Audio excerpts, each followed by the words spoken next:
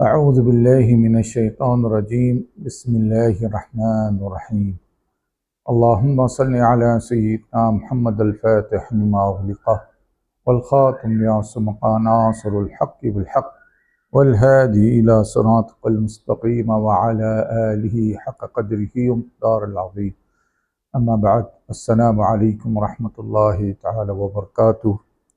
آج کی نصیحت مسیح دجال کے حوالے سے ہے۔ اس کا عنوان یہ ہے عقائد اہل سنت والجماعت بالتحقیق بالمقابل فتنہ مسیح الدجال، یعنی اہل سنت اور جماعت کے جو عقائد ہے تحقیق کے طور پر، بالتحقیق کے طور پر فتنہ دجال مسیح دجال کا جو ہے وہ مقابلہ کرنے کے لیے ہوں گے، کیونکہ مسیح دجال کا جو فتنہ ہے در حقیقت وہ فتنہ کوئی جنگ اور جدال کا نہیں ہے، بلکہ عقائد پہ حملہ کرنے کا فتنہ ہے۔ مسیح دجال جس طریقے سے ظاہر ہوں گا اور جو وہ اپنے چیزیں بتائیں گا، جسے ہم یہ کہہ دیں کہ سپرفیشن یا کہہ دیں یا یعنی جو چیزیں غیر معمولی ہیں، خرق عادات ہے عربی میں، اس کو خرق، اردو کے الفاظ مجھے مل نہیں رہے لیکن عربی میں خرق عادات کہتے ہیں۔ تو وہ جو عام طور سے یعنی عقل سے بالا تر ہے، وہ چیزیں جب دکھائیں گا تو لوگ اور دعویٰ کریں گا خداوندی کا، اس سے پہلے نبوت کا، اس کے بعد پھر خداوندی کا دعویٰ کرے گا، تو لوگ اسے خدا ماننا شروع ہو جائیں گے، اور یہی جو اصل ہے فتنہ ہے۔ اور جو نہیں مانے گا تو وہ پھر اسے اس طور پہ سزا دے گا کہ اس کی جو معیشت ہے، یعنی اس کی جو زمین ہے اس کو سوکھا کھا جائے گی، اس کے معاشی جو اس زمانے میں وہ بیمار پڑ جائیں گے، وہ بذات خود بھی لاغر ہو جائے گا، اس طریقے سے حالات ہوں گے۔ تو مسیح دجال در حقیقت اس طریقے کا فتنہ ہے جو آپ کی عقائد پہ ضرب لگائے گا، اور یہ ہم بالتحقیق بات کر رہے ہیں کہ آپ کے اگر عقائد درست ہوئے، یعنی اہل سنت اور جماعت کے مطابق ہوئے، جو اہل سنت اور جماعت کا عقیدہ ہے، اور یہ ہم بالتحقیق بات کر رہے ہیں، تو پھر آپ مسیح دجال کے فتنے سے محفوظ رہیں گے، ورنہ نہیں۔ اچھا، اب وہ یہ بات کیوں کی جاتی ہے؟ وہ اس لیے کہ تمام انبیاء نے کہا ہے، حضرت نوح علیہ السلام سے لے کر یہاں تک نبی کریم محمد صلی اللہ علیہ وسلم کی دور تک مسیح دجال کا ذکر ہوتا رہا، اور کہا یہ دنیا میں سب سے بڑا فتنہ ہے۔ اب سب سے بڑا فتنہ تو یہی ہوگا کہ وہ انسان جو مومنین ہیں یا مسلمان ہیں ان کے عقیدے پہ ضرب لگا رہے گا، ان کی آزمائش پہ ہوگا، کیونکہ مسلمانوں کا جو اصل مسئلہ ہے وہ تو عقیدے پہ، اللہ کی توحید پر ہے، اور آخرت کی جو ہے وہ حساب کتاب پر ہے۔ تو اصل چیز وہ ہے، تو جو لوگ اللہ کی توحید کے قائل ہیں اور اللہ کے سامنے آخرت میں پیش ہونے کے قائل ہے، تو مسیح دجال جو ہے بنیادی طور پہ انہی عقائد کو جو ہے وہ پسپا کر دے گا ان لوگوں کو جن کے عقائد درست نہیں ہو۔ اب عقائد درست کیا ہے؟ عقائد درست یہ ہے، اس کو میں ایک مختصر سا اس طریقے سے جامعہ طور پہ سمجھا دیتا ہوں، اور وہ یہ ہے کہ آپ کی فکری، قلبی یعنی دلی، اور آپ کی روحانی وابستگی نبی کریم صلی اللہ علیہ وسلم کے ساتھ گہری اور مضبوط ہونی چاہیے۔ جتنی گہری اور مضبوط ہوں گی آپ کی نبی کریم صلی اللہ علیہ وسلم کے ساتھ وابستگی، تعلق، یعنی فکری، قلبی اور روحانی، تو آپ دنیا میں بھی فلاح ہے، یعنی مسیح دجال کے فتنوں سے بھی، اور آخرت میں بھی اللہ کے نزدیک فلاح پا جائیں گے، یعنی قبر میں بھی اللہ تعالیٰ نے اس کو ساتھ دینا۔ اور یہ تمام چیزیں انشاءاللہ اس جو قسطوار تقریباً یہ چلیں گی ساری چیزیں، اس حوالے سے جو بات کی جائیں گی ان میں تمام چیزیں آئیں گی۔ لیکن پہلی چیز یہ ہے کہ آج پہلی قسط جو ہم اس سے شروع کریں گے کہ مسیح دجال ہے کون؟ وہ آدمی ہے، جن ہے، انس ہے، کون ہے وہ؟ روایت میں تو یہ بات بالکل پائی جاتی ہے، اور روایتوں کا اگر مطالعہ کرے، ایمان میں ان کا تجزیہ کرے، تو یہ بات ثابت ہے کہ مسیح دجال ہے وہ بنی نوع انسان میں سے ہے۔ یعنی کہ وہ جن کے قبائل سے نہیں ہے۔ تو یہ بات اصولاً ثابت ہے کہ مسیح دجال ایک بنی نوع انسان میں سے ہے۔ اب اس کا ذکر حدیثوں میں تو صراحت کے ساتھ آتا ہے، اہل سنت اور جماعت کی کتابوں میں۔ باقی مسلکی کتابوں میں مجھے جب کہا گیا کہ بھئی ہمارے یہاں خاص طور پر تشیع کے یہاں انہوں نے کہا کہ ہمارے پاس اس کا کوئی تصور نہیں ہے، اکا دکا چند روایتیں وہ بھی اہل سنت کی ہی مطلب کتابوں سے لی گئی ہے، باقی مسیح دجال کا ان کے پاس کوئی تصور نہیں ہے۔ لیکن اہل سنت کی جماعت کی روایتوں میں صراحت کے ساتھ، اور کافی ایک نہیں کئی روایتیں ہیں، اس میں مسیح دجال کا بالکل ذکر ہے۔ اور اسی طریقے سے قرآن شریف میں صراحتاً تو نہیں لیکن کنایتاً آپ کہہ سکتے ہیں یا اشارتاً جو ہے وہ مسیح دجال کے حوالے سے ذکر کیا گیا ہے۔ تو اس حوالے سے میں صرف 2 آیتوں کا حوالہ دوں گا جس سے یہ ثابت کروں گا کہ مسیح دجال جو ہے، ان آیتوں سے مراد مسیح دجال کا مفہوم نکلتا ہے۔ ایک آیت یہ ہے سورۃ نساء کی، اور جو لوگ خرچ کرتے ہیں لوگوں کو دکھاوے کے لیے اور اللہ پر اور یوم آخرت پہ ایمان نہیں لاتے، اور جس کا شیطان ہمزاد ہو پھر وہ اس کا بدترین ہمزاد ہوا۔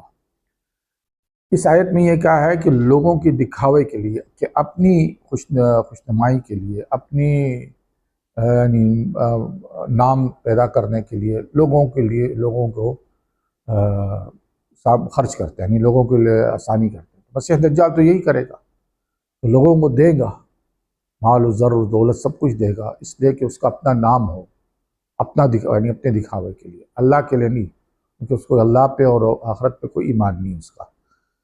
اور اس کا پھر شیطان ہمزاد ہوا، گویا کہ وہ اس قدر کفر میں آگے نکل گیا کہ وہ خود جو ہے اب شیطان کا ہمزاد ہو گیا، یعنی شیطان نے اس کو اپنے لیے ہمزاد بنا دیا، اپنا ہمنوا، اپنا دوست بنا دیا، وہ اس قدر کفر میں آگے نکل گیا۔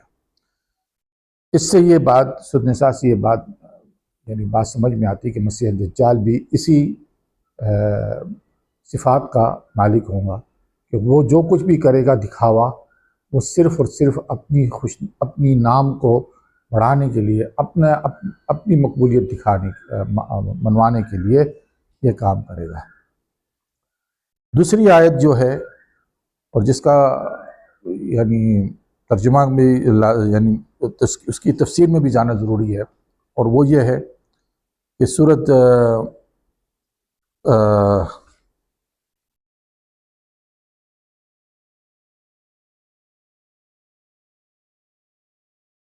اس آیت میں اللہ تعالیٰ نے فرمایا ہے کہ وَاتْلُ عَلَيْهِمْ نَبَأَ الَّذِي، اور میں اس کا ترجمہ پڑھ لیتا ہوں، وہ زیادہ بہتر ہے کیونکہ اس کی تفسیر بہت لمبی ہے اس آیت کی۔ ترجمہ جو ہے وہ آسانی سے کر لیا جا سکتا ہے۔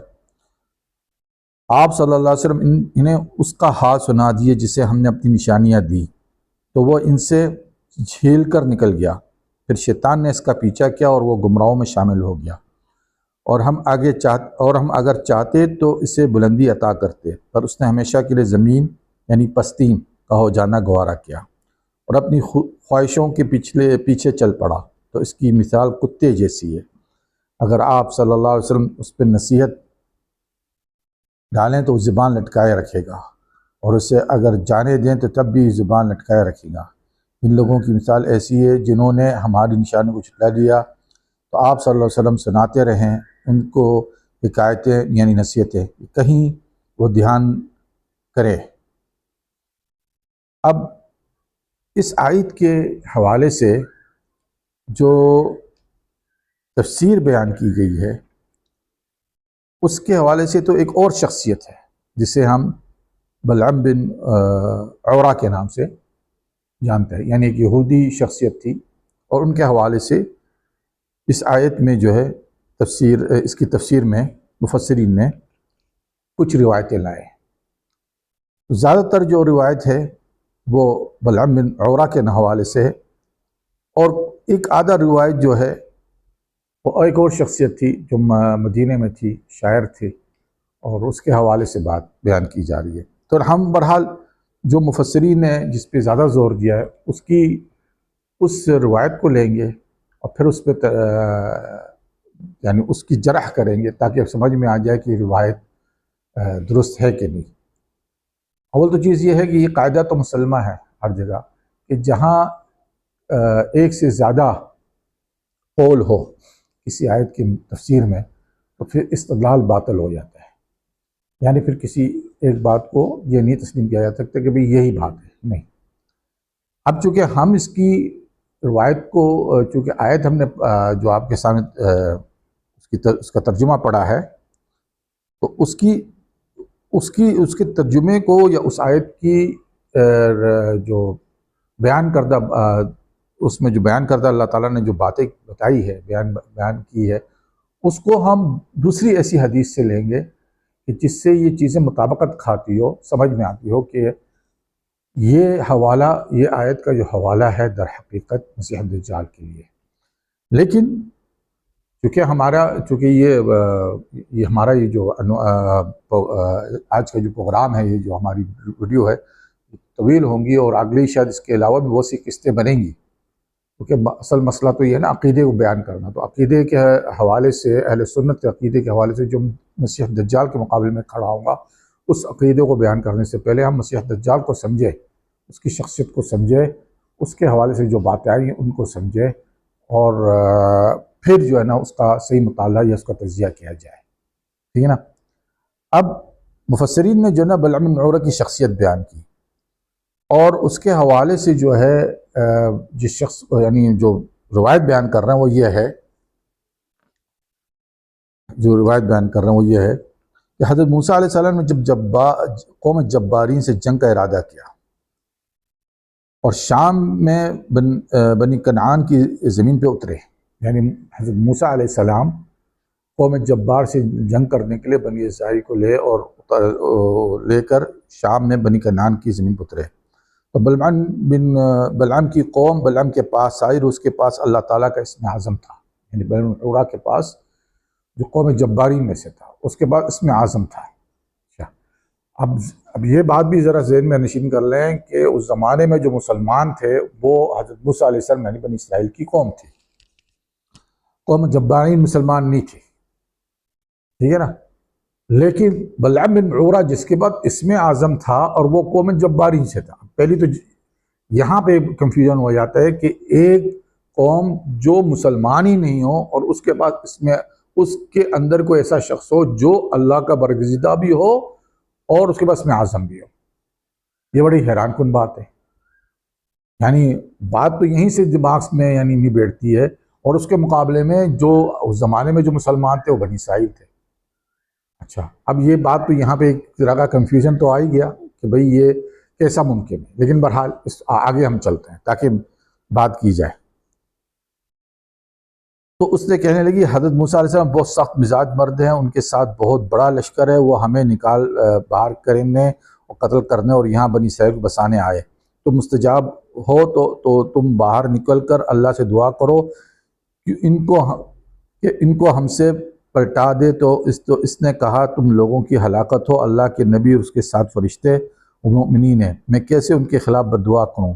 میں اللہ کی طرف جانتا ہوں جو جانتا ہوں، اور اگر اس نے ایسا کیا تو میری دنیا اور حد دونوں چلی جائیں گی۔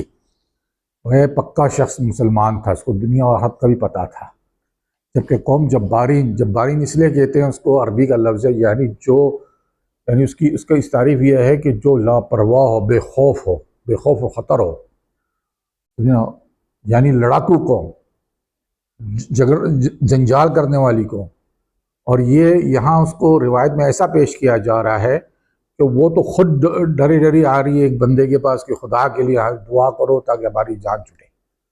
آپ دیکھیں اسرائیلیات نے کیسے جو ہے نا، میں تو خود بات سے بھی حیران ہوں، تو میں علماء پہ تنقید نہیں کر رہا ہوں، ٹھیک ہے ان کا اجتہاد تھا، لیکن وہ ان کی دماغ میں بھی بات نہیں آئی کہ ایک جگہ لفظ جبارین کا ہے، دوسری طرف لفظ جو ہے وہ ایسی قوم کا ہے جس کے آگے جا کے میں تفسیر بیان کروں گا، اور قوم جبارین کے حوالے سے قرآن میں کیا ذکر ہے جو صراحت کے ساتھ، وہ الگ بات، یعنی اس کے اندر جو آیتیں آئی ہے وہ الگ موضوع ہے۔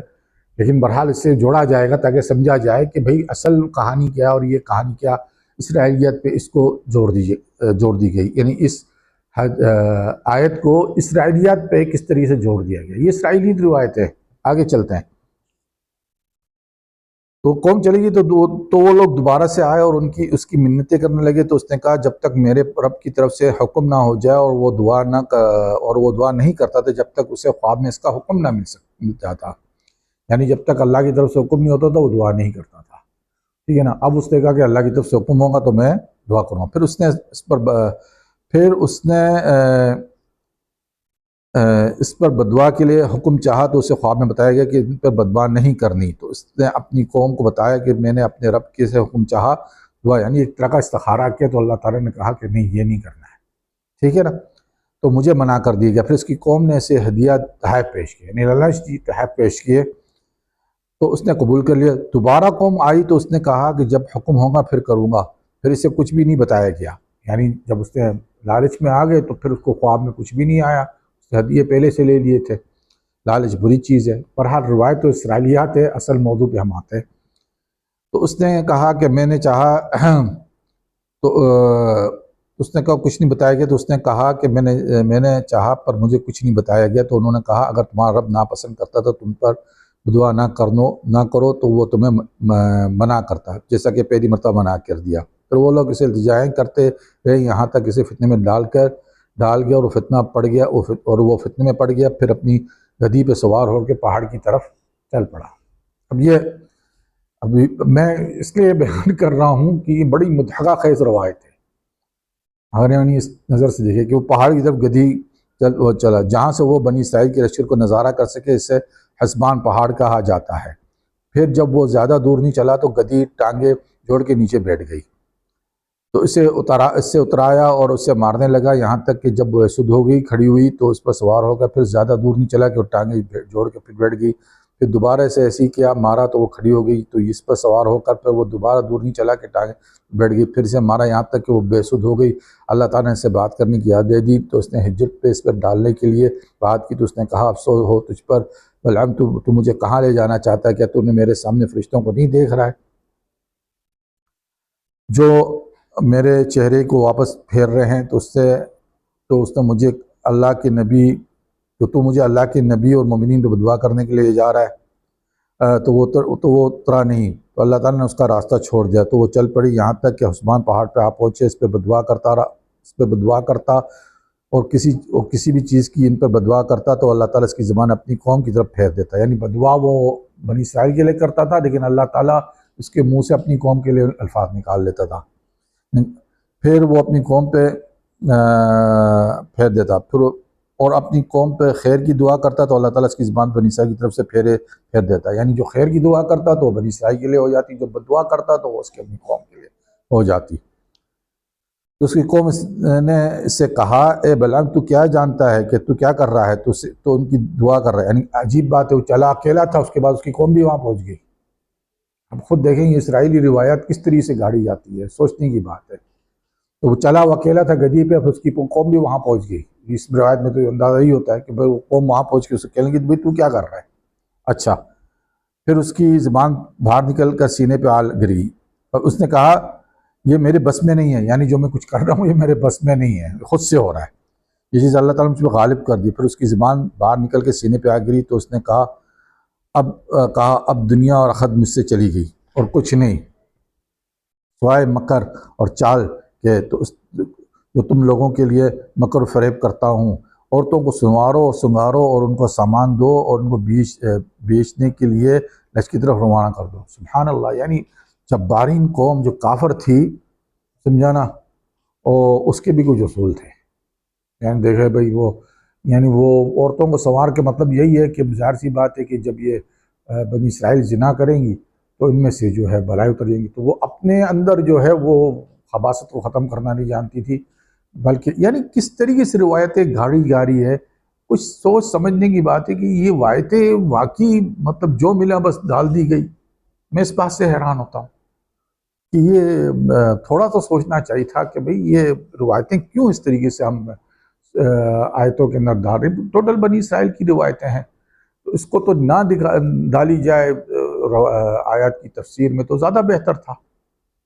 کوئی ضعیف روایت بھی رکھ لیتے تو کوئی بھی مسئلہ نہیں تھا، لیکن یہ تو ایک دم من گھڑت چیزیں نظر آتی ہے. پڑھنے میں ہی اس کی متن میں ہی اتنی جھول ہے، اتنی چیزیں کہ آدمی سوچنے مجبور ہو جاتا ہے کہ سبحان اللہ علماء نے کس طریقے سے کس اینگل سے سوچتے تھے. میں واقعی خود عاجز ہوں سمجھنے میں. بہرحال انہوں نے کہا جب عورتیں لشکر میں داخل ہوئیں تو یعنی ان عورتوں کو بنا سوار کے لشکر میں بھیج دو، اور جب وہ ان میں سے کوئی بھی ایک بھی شخص جو ہے اس عورتوں میں سے کسی ایک عورت کے ساتھ زنا کرے گا تو بس پھر تم لوگ ان پہ غالب آ جاؤ گے. مقصد یہ تھا. بہرحال اب وہ اس میں یہ ہے کہ ایک عورت جو ہے داخل ہوئی تو کنعان میں سے ایک عورت نے جس کا نام کستی بن سور تھا ایک آدمی کے سامنے سے گزری جو اب بنی اسرائیل کے بڑوں میں سے تھا. اسے زمری بن شلمون کہا جاتا ہے. وہ شمعون بن یعقوب کے قبیلے کا سردار تھا. تو وہ اس کی طرف بڑھا اور اس کا ہاتھ پکڑا اور اس کا حسن جب اسے پسند آ گیا پھر اسے یہاں اپنا کر یہاں تک موسیٰ علیہ السلام کے سامنے کھڑا ہو گیا. پھر کہا مجھے لگتا ہے کہ تم کہو گے یہ حرام ہے مجھ پر. آپ صلی اللہ علیہ وسلم نے فرمایا بالکل یہ تم پر حرام ہے، اس کے قریب مت آنا. اس نے کہا پھر اللہ کی قسم میں تیری پیروی بھی اس میں نہیں کروں گا. پھر اپنے خیمے میں داخل ہو گیا اس کے ساتھ اور اس کے ساتھ گزارا، یعنی اس کے ساتھ وہ کرنا تھا وہ کر لیا. بہرحال تو اللہ تعالیٰ نے اسی وقت بنی اسرائیل پہ تعاون بھیج دیا. فنحاس بن زائر بن ہارون موسیٰ علیہ السلام کے ساتھی تھے، قوت اور جسامت میں پہلے ہوئے تھے اور وہ موجود نہیں تھے جب زمری بن شلمون جو کچھ گزرا تو وہ آیا تو تعاون نے بنی اسرائیل کو جگڑ لیا تھا. تو اس سے خبر دی گئی تو اس نے اپنا نیزہ لیا جو پورا لوہے کا تھا، پھر ان پہ خیمر پہ داخل ہو گیا اور وہ دونوں ڈٹے ہوئے تھے تو اپنے نیزے سے ان پہ حملہ آور ہو گیا. پھر ان کو باہر نکل لایا، انہیں آسمان سے اٹھایا، اسے نیزہ ہاتھ میں لیا ہوا تھا، اپنی کہنی اپنی کمر پہ ٹیک دیا اور نیزہ اپنی داڑھی پہ رکھ دیا اور آل عزیر کا پہلو ٹھاک کر کہنے لگا اے ہمارے اللہ ہم ایسا کریں گے جو جس کسی نے تیری نافرمانی کی اور تعاون اٹھا لیا گیا. پھر گنا گیا کہ کون بنی اسرائیل میں ہلاک ہوا تعاون میں جب زمری نے عورت سے زنا کیا یہاں تک فنحاس نے اسے قتل کر دیا. تو انہوں نے 70,000 ان میں ہلاک ہو گئے، یعنی 70,000 لوگ جو ہے نا اس وقت اس تعاون میں ہلاک ہو گئے. یہ گنا گیا جن کی ایک گھڑی میں. پھر وہاں سے بنی اسرائیل نے فنحاس کے بیٹے کو قربانی سے سری اور پائے اور داڑھی دیا کرتے تھے. اب یہ الگ موضوع نکل آیا کیونکہ اس نے نیزے کو اپنی کمر کے ساتھ پس کے لیا تھا. پھر ہر پہلو اٹھا ان کی اولاد میں اور مال میں سے، کیونکہ عزرائیل پہلو اٹھا تھا یعنی اپنی باپ کا پہلا بیٹا تھا. اور بلعام پر یہ آیت اتری. آپ صلی اللہ علیہ وسلم نے اس کا حال سنا دی جسے ہم اپنی نشانیاں دی تو وہ ان سے چھل کے نکل گیا. اور اسی روایت کو مقاتل سے منسوب کر کے تفسیر. اچھا اب یہ آگے بہت سی روایتیں دوسری بھی آ جاتی ہیں، میں اس میں ہی بس اکتفا کرتا ہوں کیونکہ زیادہ تر اس کو بلعام بن عورہ سے کیا گیا. اب پہلی بات تو یہ ہے کہ آپ دیکھیں کہ جو قوم جبارین تھی وہ اس کو جبارین کیوں کہا جاتا تھا کہ وہ بے خوف تھی اور بے لگام تھی، یعنی ڈرنے والی قوم نہیں تھی. اور یہاں جو مثال پیش کی جا رہی ہے ڈرپوک قوم کی، کس کے مقابلے میں؟ بنی اسرائیل. اب قوم جبارین کے حوالے سے جو قرآن شریف میں بیان کیا ہے وہ سننے کی بات ہے، ٹھیک ہے نا. یعنی میں مفسرین سے اتنا کہتا ہوں کہ یہ صورت اعراف کی آیت تھی، وَاتْلُ عَلَيْهِمْ نَبَأَ الَّذِي آتَيْنَاهُ آيَاتِنَا فَانْسَلَخَ مِنْهَا، یہ صورت اعراف کی آیت تھی، ٹھیک ہے. لیکن قوم جبارین کے حوالے سے اللہ تعالیٰ نے جو ذکر فرمایا ہے وہ بڑا، وہ صورت مائدہ کی آیت ہے اور اس میں اللہ تعالیٰ کیا فرماتا ہے؟ وَإِذْ قَالَ مُوسَىٰ لِقَوْمِهِ يَا قَوْمِ اذْكُرُوا نِعْمَةَ اللَّهِ عَلَيْكُمْ إِذْ جَعَلَ فِيكُمْ أَنْبِيَاءَ وَجَعَلَكُمْ مُلُوكًا وَآتَاكُمْ مَا لَمْ يُؤْتِ أَحَدٍ مِّنَ الْعَالَمِينَ يَا قَوْمِ ادْخُلُوا الْأَرْضَ الْمُقَدَّسَةَ الَّتِي كَتَبَ اللَّهُ لَكُمْ وَلَا تَرْتَدُّوا عَلَىٰ أَدْبَارِكُمْ فَتَنْقَلِبُوا خَاسِرِينَ قَالُوا يَا مُوسَىٰ إِنَّ فِيهَا قَوْمًا جَبَّارِينَ وَإِنَّا لَن نَّدْخُلَهَا حَتَّىٰ يَخْرُجُوا مِنْهَا فإن يخرجوا منها فإنا داخلون قال رجلين من الذين يخافون أنعم الله. یہاں تک ٹھیک ہے. آگے یعنی آگے آیت جب تفسیر کریں گے بیان کریں گے. اب یہاں پہ اس کا ترجمہ کریں کہ جب حضرت موسیٰ علیہ السلام کہتے ہیں اپنی قوم کو اے میری قوم یاد کرو تم پہ اللہ کی نعمت کو، یہ تم میں سے پیغمبر ہوئے، کہ تم میں سے پیغمبر ہوئے اور تمہیں بادشاہ کیا اور تمہیں وہ کچھ دیا گیا جو کسی بھی یعنی بادشاہ کے یعنی تم میں بادشاہ بھی بنائے جائیں گے. پہلے نہیں بادشاہ حضرت یوسف علیہ السلام تھے، ٹھیک ہے نا، تو ان کو بادشاہ بنایا اور اس کے بعد جو ہے اور بھی لوگوں کو بادشاہ اللہ تعالیٰ نے بنانا تھا قوم بنی اسرائیل سے. اور تمہیں وہ کچھ دیا گیا جو کسی کو بھی جہاں میں نہیں دیا گیا، یعنی من و سلوہ. اے میری قوم اس مقدس زمین میں داخل ہو جاؤ جسے اللہ نے تمہارے لیے لکھ دیا ہے. اللہ کا نبی ان کو کہہ رہا ہے کہ یہ چیز تمہاری زمین تمہارے لیے لکھ دی گئی ہے، اور اپنی پیٹھ کی طرف نہ پلٹو ورنہ تم پلٹ کر خسارے پاؤ گے. انہوں نے کہا اے موسیٰ اس میں جبار مضبوط تڑنگے قوم رہتی ہے. ٹھیک ہے، یعنی مضبوط تڑنگے، جبار کا اصل معنی مضبوط تڑنگے، بے خوف، اس طریقے سے اس کے معنی بنتے ہیں. اور ہم ہرگز اس میں داخل نہیں ہوں گے جب تک کہ وہ اس میں سے نکل نہ جائے، پھر اگر وہ نکل آئے تو ہم داخل ہو جائیں گے. دیکھیں حضرت موسیٰ ان کی منتیں کر رہے ہیں کہ آپ داخل ہو جائیں، اللہ کی طرف سے آپ کو نصرت ملیں گی. وہ کہتے ہیں نہیں، ان میں جو قوم ہے نا وہ بڑی یعنی مضبوط ہے، تلنگی ہے، بے خوف ہے، وہ جباری کا معنی یہی ہے.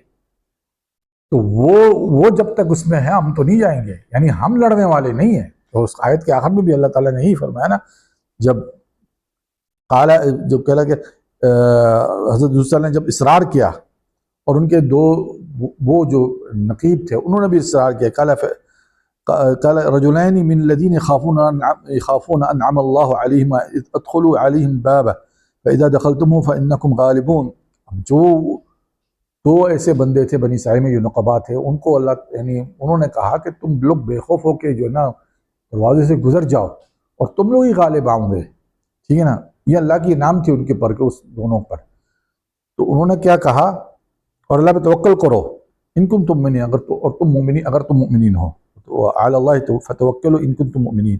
قالوا یا موسیٰ انا ندخلوها ابدا ما داموا فیہا فاذهب انت وربک فقاتلا انا ہاؤنا قاعدون. کہ لگے اے موسیٰ ٹھیک ہے نا، ہم تو کبھی بھی اندر نہیں جائیں گے، تو اب تو اور تیرا رب جا کے ان سے جنگ کرے. کہاں وہ لشکر بنی اسرائیل کا جو وہ جو روایت میں پیش کی جا رہی ہے، یعنی کتنا تعارض ہے، کھلا تعارض ہے قوم جبارین کے علاوہ میں. ایک قصہ جو بنی اسرائیلیات سے اٹھا کے قرآن شریف کی آیت کے ساتھ منسلک کر دیا گیا ہے. اور یہ جو قرآن کی صریح آیت ہے جو قوم جبارین کا احوال دیواری اور بنی اسرائیل کا دکھا رہی ہے کہ یہ تو لڑنے کو تیار نہیں تھے. یہ کیسا موسیٰ علیہ السلام کے ساتھ چلے گئے، اور جو قوم جبارین جو ہے وہ جو ہے نا لڑکتی دھڑکتی منتیں کرتی کرتے بلعم بن عورس پاس آ گئی. کیا بات بن رہی ہے؟ یعنی ہم قرآن کی صریح آیت کو لیں یا وہ بنی اسرائیلیت کو لیں؟ یار سی بات ہے، اسرائیلیت کو کیسے لی جا سکتی ہے؟ اس کا مطلب ہے کہ وہ آیت ٹوٹلی غلط ہے، وہ جو روایت پیش کی جا رہی ہے وہ اس حوالے سے آیت کی تفسیر کے حوالے سے بات درست ہے. باقی دوسری بھی خبریں دی گئی ہے یعنی اس تفسیر کے حوالے سے کسی اور کے حوالے وہ بھی درست نہیں ہے. بہرحال اس پہ بحث فائدہ نہیں، کیونکہ پھر مزید باتیں اور آگے نکل جائیں گی، کیونکہ ہمیں اپنے سبجیکٹ کی طرف واپس لوٹنا ہے. اب یہ آیت سے تو یہ بات ثابت ہوئی ہے کہ قوم جبارین جو تھی وہ تو بہت ہی مضبوط تڑنگے لوگ تھے، وہ بے خوف تھے، وہ تو لڑنے کو آتے تھے.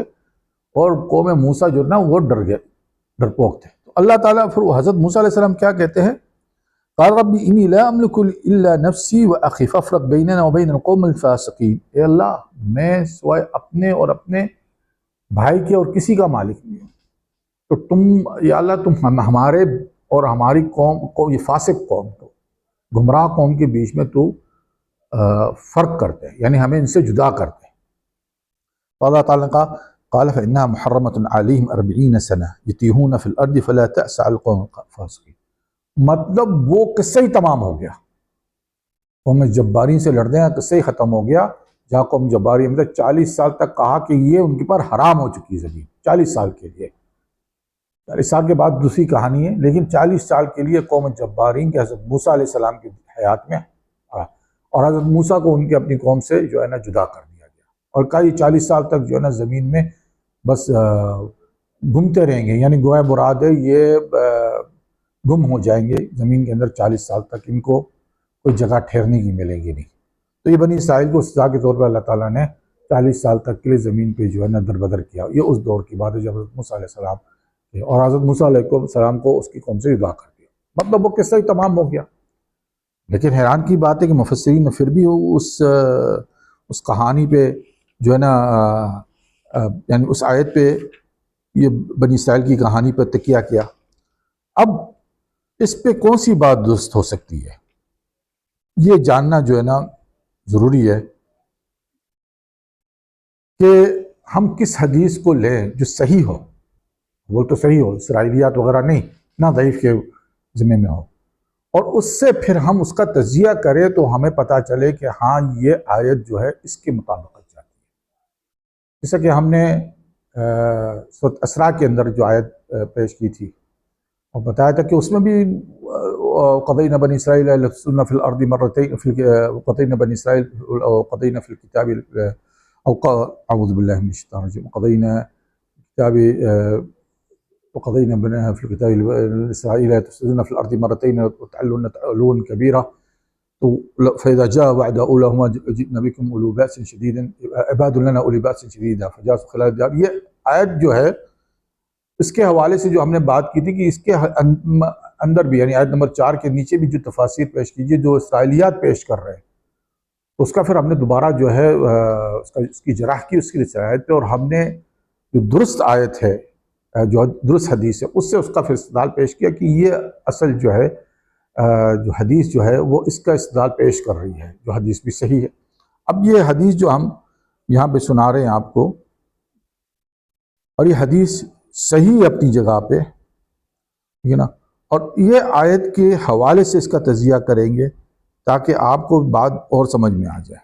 اب یہ ہے کہ حدیث یہ حدثنا يحيى بن سلمان قال أخبرني ابن الوهاب قال حدثني عمر بن محمد أن أباه حدثه عن ابن عمر رضي الله عنه قال كنا نتحدث بحجة الوداع والنبي صلى الله عليه وسلم بين ظهرنا ولا ندري ما حجة الوداع فحمد الله عليه ثم ذكر المسيح الدجال فانطبأ بذكره وقال ما بعث الله من نبي إلا أنذر أمته أنذره نوح والنبيون من بعده وإنه يخرج فيكم فيما أخفى عليكم من شأنه فليس يخفى عليكم إن ربكم ليس على من يخفي عليكم ثلاثا إن ربكم ليس بعوره إنه عور العين اليمنى كان عينه عند الطائفية صحیح البخاری۔ یہ صحیح بخاری کی حدیث ہے، ٹھیک ہے نا۔ اب اس کا ترجمہ کر لیتا ہوں۔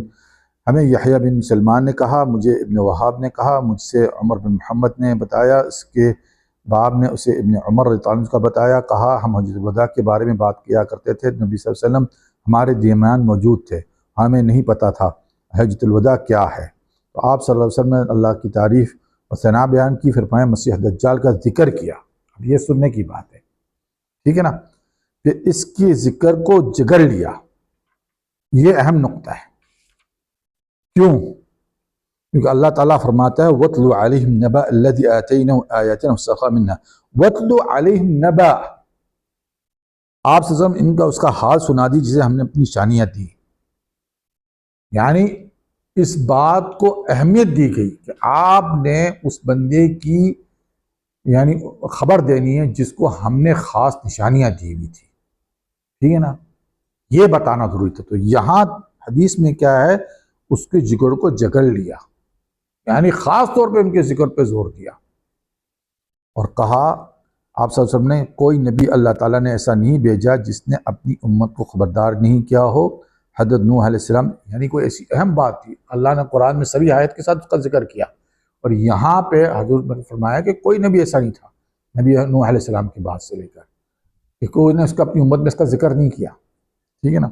اب اس سے ایک بات اور بھی ثابت ہو جاتی ہے کہ جو مسیح دجال ہے اس کی عمریں ہزاروں سال ہے، 1000 سال سے وہ ہے، وہ منظرین سے، یعنی ان کو اللہ جس کو اللہ تعالیٰ نے ایک لمبی وقت کا ٹائم دیا ہوا ہے، ٹھیک ہے نا۔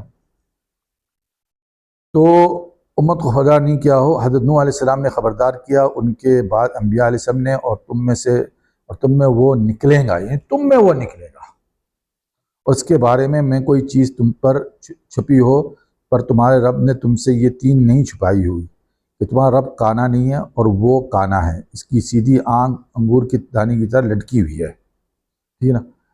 یعنی 3 چیزیں ہیں، ایک تو وہ کانا ہے، اور دوسری آنکھ جو ہے وہ انگور کے ٹاننے کی طرح جو ہے نا اس کی لٹکی ہوئی ہے، اور تمہارا رب کانا نہیں ہے، یعنی یہ اللہ میں کوئی عیب نہیں، یہاں سے مراد کھانا نہیں ہے، اس سے مراد نہیں کہ اللہ کی 2 آنکھیں، تو وہ نعوذ باللہ، اللہ عیب سے پاک ہے اور وہ عیب دار ہے، یعنی جس صورت میں وہ آیا ہے، انسان کی صورت میں وہ آیا ہے، اس میں عیب لگے ہوئے ہیں، اور تمہارا رب جو اپنی صورت میں ہے، اپنی حقیقی صورت جو بھی ہے اللہ تعالیٰ کی، وہ کوئی نہیں جانتا ہے سوائے اللہ اس کے رسول کے، اس میں عیب نہیں ہے، وہ عیب سے مبر رہا ہے، اس سے مراد یہ ہے کہ کانا نہیں، یعنی وہ عیب سے مبر رہا ہے۔ تو اب یہاں پہ جو بات کہا ہے کہ وہ جو شخصیت تھی، یعنی قرآن شریف کی جو آیت میں نے آپ کے سامنے پڑھی سورۃ اعراف میں، اس سے بات ثابت ہو گئی ہے کہ جو مسیح دجال کے متعلق اللہ تعالیٰ نے اس آیت کو نازل کیا ہے، خبردار کیجئے اس کے حوالے سے، کہ بلعورہ جو ہے، بلعم بالعورہ جو ہے، وہ تو ایک اسرائیلی شخصیت تھا، اب وہ اسرائیل بھی شخصیت تھا، اس کو یعنی کہا جاتا ہے کہ وہ یہودی تھا، اور تھا وہ قوم جبارین تو یہودی نہیں تھے، بڑا عجیب سی مطلب ایک ٹسل بن جاتا ہے نا کہ تعداد ہے، مفہوم میں، معنوں میں، متن میں تعداد ہے، تو اس روایت کو ایک طرف کر کے ہم نے صحیح روایتوں سے پھر حدیث قرآن کی آیت کا تجزیہ کرتا ہے تاکہ ہمیں درست استنباط حاصل ہو سکے، اس کا استدلال پھر ہم صحیح پیش کر سکے۔ بات صحیح، یہ بات سمجھ میں آتی ہے کہ کیونکہ اللہ تعالیٰ نے اس کو نشانیاں دی تھی، وہ کیا نشانیاں ہو سکتی ہیں؟ اب وہ نشانیاں بھی ہمیں حدیث سے ملتی ہے۔ النواس بن سمار رضی اللہ عنہ قالنا یا رسول اللہ، یعنی اس کے بارے میں کہ پوچھا جا رہا ہے کہ اس کی تیزی کیا ہے، یہ نواس بن سمعان رضی اللہ عنہ، وما اسرعه في الارض قال كالغيث استدبره الريح فياتي على قوم فيدعوهم فيؤمنون به ويستجيبون له فيأمر السماء فتمطر والارض فتنبت وتروح عليهم سارحتهم اطول ما كان الذراع واصبحوا ضروعا وامده خواصر ثم ياتي القوم فيدعوهم فيردون عليه قوله فينصرف عنهم فيصبحون محللين ليس بأيديهم شيء يوالهم ويمر بالخربة فيقول لها اخرجي كنودك فتتبعه كنودها كيعاسب النهل ثم يدعون رجلا ممتلئا شبابا فيضربه بالسيف فيقطعه جراتين من رمية الغرب ثم يدعوه فيقبل يتهلل وجهه يضحك۔ صحیح مسلم نماجہ اور مسلم کی صحیح حدیث ہے، یہ دونوں میں آئی ہے۔ اب یہ اس کا ترجمہ یہ ہے کہ نواس بن سمعان فرماتے کہ ہم نے کہا یا رسول اللہ صلی اللہ علیہ وسلم زمین میں کس قدر تیز رفتار ہوں گا۔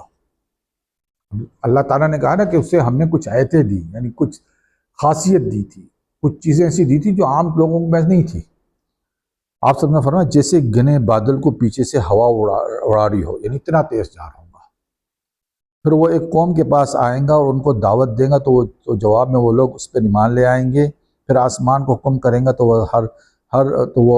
وہ برسنے لگیں گی اور زمین اگنے لگیں گی، پھر جب وہ ہو کے آئیں گے چراگاہ سے تو ان کے مویشی قد آور ہو جائیں گے، تو ان کے تھن بھرے ہوئے ہوں گے جو کبھی سوکھی ہوئی تھی، اور کمر پھیلی ہوئی ہوں گی یعنی فرما ہو جائیں گے۔ پھر وہ ایک قوم کے پاس آئیں گا، پھر ان کو دعوت دیں گا تو وہ لوگ اس کی بات کو رد کر دیں گے تو وہ ان کے پاس سے چلا جائے گا۔ دیکھیں صریح حدیث میں کہ قتال نہیں کرے گا، چلا جائے گا، تو وہ لوگ سست روح یعنی بے یاد مددگار ہو جائیں گے، ان کے پاس کچھ نہیں بچے گا ان کے مال سے، اور جب وہ کھنڈر سے گزرے گا تو کہیں گا اپنے خزانے نکال دے، تو خزانے ایسے اس کے پیچھے چل پڑیں گے جیسے شہد کی بڑی مکھیاں جو ہوتی ہے نا وہاں۔ پھر وہ ایک بھرپور جوان شخص کو بلائیں گا اور اسے تلوار دے ماریں گا اور اسے 2 حصوں میں کاٹ پھینک ڈالیں گا، پھر جب اسے بلائیں گا تو وہ آپس میں جڑ جائیں گے، یعنی ایک قتل کر کے بانٹ کے دوبارہ اس کو جوڑ کے زندہ کر دے گا۔ یہ بڑی چیز ہے. یعنی تو وہ شخص جس کو قتل کریں گے اس کے بارے میں یہ بھی کہا جاتا ہے کہ وہ حضرت خضر علیہ السلام ہے. یہ ایک روایت میں بھی آتی ہے. لیکن بہرحال وہ شخص اتنا ایمان سے قوی ہوگا کہ وہ ہنس پڑے گا، کہے گا کہ اس کا چہرہ جو ہے اس کا تو شادہ ہوگا. یعنی وہ شخص جو ہے وہ اس پہ ہنسے گا جو تو نے کچھ کیا. اب یہ نہیں کہ وہ شبدہ ہے، وہ اپنی حقیقت دکھا بھی چکا ہے، لیکن جو شخص میں اتنا ایمان ہے، ایمان کیا تھا کہ اس کا عقیدہ حضور صلی اللہ علیہ وسلم کے ساتھ منسلک تھا. عقل کا فکری اور قلبی اور روحانی عقیدہ اس شخص کا، اس جوان کا حضور صلی اللہ علیہ وسلم بڑا مضبوط تھا. تو جو اس کے دو حصے بھی کاٹ کے اس کو دوبارہ جوڑ دیے گئے، اس کو جب کھڑا ہوا تو اس کا عقیدہ ثابت رہا. کہہ لیں گا تم کچھ بھی کر لو، حضور کے ساتھ جو اس کی وابستگی اتنی مضبوط اور توانا تھی کہ وہ دو حصوں میں بٹنے کے بعد دوبارہ جڑنے کے بعد بھی اس کا کچھ نہیں بگڑا، ایمان کچھ نہیں بگڑا. ٹھیک ہے نا. اور اس کے حوالے سے میں بات کروں گا کہ وہ کون ہوں گے. یعنی وہ امام مہدی کے لشکر سے یاد بھی ہوں گا، کیونکہ اللہ تعالیٰ نے جہاں ایک روایت ہے ملحمۃ الکبریٰ کے حوالے سے جو میں نے بات کی تھی، یہ شاید آگے جا کے بات کروں گا کہ ملحمۃ الکبریٰ کی جو جنگ میں جو لوگ کامیاب ہو جائیں گے، یعنی ایک تہائی لشکر تو غداری کر جائے گا، ایک تہائی لشکر شہید ہو جائے گا، باقی جو لوگ بچیں گے جن کو اللہ تعالیٰ فتح نصیب کرے گا، پھر وہ دوبارہ کسی کے فتنے میں نہیں آئیں گے. تو یہ وہ معنی ہے. یعنی ان پہ مسیح دجال کا بھی فتنہ آئے گا تو وہ بہت بڑے بے فکر ہوں گے، کیونکہ ان کی قلب میں ایمان اتنا مضبوط ہو چکا ہوگا، اتنا راسخ ہو چکا ہوگا ان کے عقائد اور کلمات کو، ان کو مسیح دجال دو ٹکڑے کر کے بھی باڑ کے دوبارہ زندہ بھی کرے تو ان کو کوئی فرق پڑنے والا نہیں. یہ اصل بات ہے. بات کو صرف سمجھنا ہے کہ اس حدیث سے کیا ثابت ہوئی. اب بات یہ ہے کہ یہ بات سامنے آ گئی ہے کہ اس کو اللہ تعالیٰ نے خاصیت دی ہوئی تھی، ایسی خاصیت جو ہر آدمی کے پاس نہیں ہے. اس بات کو تھوڑا سا ایک مثال اور لے لے. جو سامری تھا اس کو بھی اللہ نے خاصیت دی ہوئی تھی. کیا خاصیت تھی؟ کہ وہ حضرت جبریل علیہ السلام کو دیکھ سکتا تھا، اور اس نے حضرت جبریل علیہ السلام کی سواری کی جو دھول ہے وہ دھول کو اٹھا کے اس نے آگ میں جھونکا، پھینکا، اور اس کے بعد اسے زیورات ڈالے تو ان میں سے جو ہے بچھڑا نکل آئے. وہ جو اس کی خاصیت تھی وہ یہ تھی کہ وہ ملائکوں کو، فرشتوں کو دیکھ سکتا تھا. یہ عام آدمی کی خاصیت نہیں ہے، حالانکہ وہ کوئی نیک بندہ نہیں تھا. ظاہر سی بات ہے وہ تو مشرک ہوا نا، وہ تو مسلمانوں کو، زمانے کے جو مسلمان تھے ان کو گمراہ کروا گیا، وہ تو بڑا گمراہ کن شخص تھا. لیکن باوجود اللہ نے اس کی خاصیت دی ہوئی تھی تو فرشتے کو خود بنی حضرت جبریل علیہ السلام کو دیکھ سکتا تھا. یہی خاصیت، کچھ ایسی طریقے کی خاصیت جو ہے دجال کو دی ہوئی اللہ نے. ہمارے یہاں جو ہے نا کچھ لوگوں نے موضوع کو بڑا بگاڑ کے دجال کے معنی ہے کہ وہ دجال کرے گا. دجال وہ صرف یہ ہے اس کا کہ خداوندی کا دعویٰ کرے گا تو وہ جھوٹا ہے، نبوت کا دعویٰ کرے گا تو وہ جھوٹا ہے. یہ دجل ہے اس کا. باقی جو اس کی خصوصیات ہے وہ دجل نہیں ہے، وہ دجل نہیں، وہ حقیقت میں کر رہا ہے. اللہ نے دی ہوئی اس کو فتنے کے طور پہ، لوگوں کا آزمائش کے طور پہ، اس کو دجل نہیں سمجھو. باقی جو خصوصی، کیونکہ دوسری روایت میں پیش کروں گا آگے جا کے، حضور صلی اللہ علیہ وسلم نے دجال کا سامنا کرنے سے بھی منع فرمایا ہے. اس لیے منع فرمایا کہ تم اس کی دجل میں نہیں آ جاؤ. وہ جو چیزیں جو کر رہا ہے وہ تم اس کو مطلب تمہارے عقیدے میں زور ضرب لگا رہا ہے اور شاید تم متزلزل ہو جائے عقیدے کے اندر.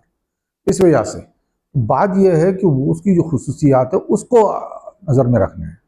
دجال اس لیے کہتے ہیں کہ وہ خداوندی کا دعویٰ کرے گا وہ دجل ہے، وہ جھوٹ ہے. جو وہ نبوت کا دعویٰ کرے گا وہ دجل ہے، وہ جھوٹ ہے. یہ چیز ہے. اب یہاں پہ ایک اور حدیث میں بیان کرتا ہوں. عن ابو امام الباہری رضی اللہ عنہ قال خطبنا رسول صلی اللہ علیہ وسلم فكان اکثر خطبته يتحدثنا عن دجال. اب دیکھیں یہاں پہ بھی روایت کے اندر یہ آیا ہے کہ وہ کثرت سے خطبے میں جو ہے دجال کا بیان کرتے تھے. وہاں اللہ تعالیٰ نے تاکید کی ہے سورۃ اعراف میں کہ دجال کا بیان کرو. وَاتْلُ عَلَيْهِمْ نَبَأَ آيَاتِنَا وَاتْلُ عَلَيْهِمْ نَبَأَ الَّذِي آتَيْنَاهُ آيَاتِنَا. اس کے بارے میں آپ لوگوں کو خبردار کریں یا رسول اللہ، یعنی تاکید فرمائیے اس کے حوالے سے. اور یہاں دوبارہ حدیث میں آیا ہے کہ خطبنا رسول صلی اللہ علیہ وسلم وكان اکثر خطبته فيحدث عن دجال، یعنی اس خطبے میں زیادہ تر دجال کا ذکر ہے. ويحذرنا وانه يبدا فيقول انا نبي ولا نبي بعدي ثم يثنى فيقول انا ربكم لن تروا ربكم حتى تموتوا وانه اعور وان ربكم ليس بعور. یہ علامہ البانی نے اس حدیث کو نکالا ہے سنت کتاب سنہ میں سے، صحیح حدیث ہے کہ اس کا ترجمہ یہ ہے، ابو امام الباہلی فرماتے ہیں کہ ہم سے رسول صلی اللہ علیہ وسلم نے خطاب کیا اور آپ صلی اللہ علیہ وسلم اکثر اپنے خطبے میں ہم سے دجال کا ذکر کیا کرتے تھے، اور اس کے بعد اس کے بارے میں خبردار کرتے، اور وہ دجال شروع کرے گا، وہ کہیں گا میں نبی ہوں، یعنی نبوت کی دعوت سے شروع کرا، اور میرے بعد کوئی نبی نہیں۔ ایک بات ذہن میں رہے، نبوت کا دروازہ حضور اکرم صلی اللہ علیہ وسلم کے بعد ہمیشہ ہمیشہ کے لیے بند ہو گیا، بس کوئی بھی شخص آج کے دور سے لے کے آخری دنیا تک، یہ سب سے بڑا فتنہ تو دجال کا آئے گا، یعنی دجال کے آنے تک بھی اور اس کے دوران بھی بہت سے لوگ نبوت کا دعویٰ کریں گے، وہ سب جھوٹے ہوں گے، چاہے وہ امت محمد سے نکل کے وہ اس طرح کا دعویٰ کرے یا کسی اور امت سے نکلے، یعنی یہود نصارہ سے بھی نکلے یا ہماری امت سے نکلے، سب کے سب جھوٹے ہیں، سب کے سب جہنمی۔ نبوت کا دروازہ بند ہو گیا، لیکن حضور اکرم صلی اللہ علیہ وسلم کی فقر کا، یعنی ان کی چوکٹ کی فقیری کا اور ان کی غلامی اور نوکری کا دروازہ ہمیشہ ہمیشہ کے لیے کھلا ہے۔ یعنی اگر کوئی شخص حضور کی فقیری کرنا چاہتا ہے، ان کی چوکٹ کی یا ان کی غلامی کرنا چاہتا ہے، اپنے قلب سے، اپنے روح سے، اپنی فکر سے، ٹھیک ہے نا، اپنے دل میں، اپنے تصور میں کہ وہ حضور صلی اللہ علیہ وسلم کا در کا فقیر ہے، یا ان کی یعنی ان کی چوکٹ کا فقیر ہے، یا ان کے گھر کا غلام ہے، ان کے در کا غلام ہے، تو وہ دروازہ تا قیامت تک کے لیے کھلا ہوا ہے، اللہ تعالیٰ نے کھلا ہوا ہے، رکھا ہوا ہے۔ یعنی جن لوگوں کے اندر اگر شیطان بہکا ہے نا، تو اس سے اسی لیے میں نے بات کی کہ بعد اللہ کی چیزیں اللہ تعالیٰ لوگوں کے لیے میسر کر دیتا ہے، مسخر کر دیتا ہے، علمی طور پہ اللہ تعالیٰ لوگوں کو، بہتوں کو، یعنی آزمائش کے طور پہ بھی علم دیتا ہے، اس کے لیے بہت سی چیزیں آمد ہوتی ہے، توبہ نعوذ باللہ، پھر شیطان بھی آ جاتا ہے اس کے ساتھ، تو کہتا ہے وہ اتنی چیزیں تو جو تم پہ اتنے راز کھل گئے ہیں، تم تو توبہ نعوذ باللہ من ذالک، تم تو نبی ہو، کیونکہ وہ جو اللہ کی نعمتیں ہیں، تاکہ اس سے وہ نکل جائے، پھر اللہ کی بجا کے اللہ کی حمد کرے، ثنا کرے، تو وہ نکل جائے اور کفر کرے، اور حضور صلی اللہ علیہ وسلم کی نبوت، ختم نبوت پہ شک کرنا شروع کر دے، تو پھر تو نکل جائے، اور یہ شیطان چاہتا ہے۔ تو اس لیے میں کہتا ہوں کہ عقیدہ اگر آپ کا قلب کا، فکر کا، روح کا حضور صلی اللہ علیہ وسلم کے ساتھ یوں جڑا ہوا، سختی کے ساتھ، مضبوطی سے، اور تصور آپ کے دل و دماغ میں یہ ہو، آپ کی روح میں یہ بسی ہو کہ میں حضور کے در کا غلام ہوں، ان کے در کا فقیر ہوں، ان کی چوکٹ کا میں فقیر ہوں، مجھے جو کچھ اللہ دے گا ان کی چوکٹ سے دے گا، تو پھر وہ نبوت کا دعویٰ کبھی نہیں کرے گا، سمجھ رہے ہیں؟